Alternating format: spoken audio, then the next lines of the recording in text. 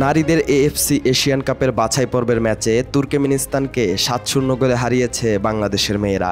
এই ম্যাচের পর আফিদা ঋতুপর্ণাদের নিয়ে মেতে ওঠে দেশের ফুটবল ভক্তরা। সামাজিক যোগাযোগ মাধ্যমেও চর্চা শুরু হয় ঋতুপর্ণাদের নিয়ে। তবে তাদের সাথে বাংলাদেশি নেটিজেনদের নজর কেড়েছে তুর্কমেনিস্তানের এক নারী ফুটবলার। তিনি হলেন মারিয়া চারিয়েভা।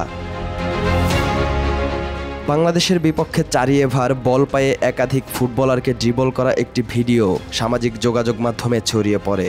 ভিডিওতে দেখা যায় বল নিয়ে খুব সাবলীলায় বাংলাদেশের মেয়েদের পাশ কাটিয়ে যাচ্ছেন। শারীরিকভাবে আনফিট মনে হলেও মাঠে বেশ স্বাচ্ছন্দ্যভাবেই খেলেন চারিয়েভা।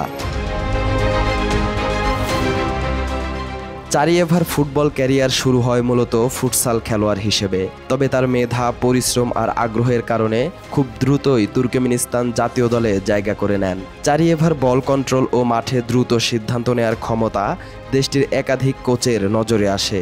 এরপর জাতীয় দলে খেলা শুরু করেন এই বিস্ময় বালিকা। তুর্কমেনিস্তান জাতীয় দলের ১০ নম্বর জার্সি পরে মাঠে নামেন চারিয়েভা। ক্লাব ফুটবলে খেলেন স্বদেশি অলটিনট্যাকের হয়ে। সেখানেও নিজের পারফরমেন্সের সুনাম কুড়িয়েছেন চারিয়েভা। তার নেতৃত্বেই তুর্কমেনিস্তানের ফুটসাল টুর্নামেন্ট জেতে অলটিনট্যাক। টুর্নামেন্টে ১৪ গোল করে সর্বোচ্চ গোলদাতার পুরস্কার পান চারিয়েভা।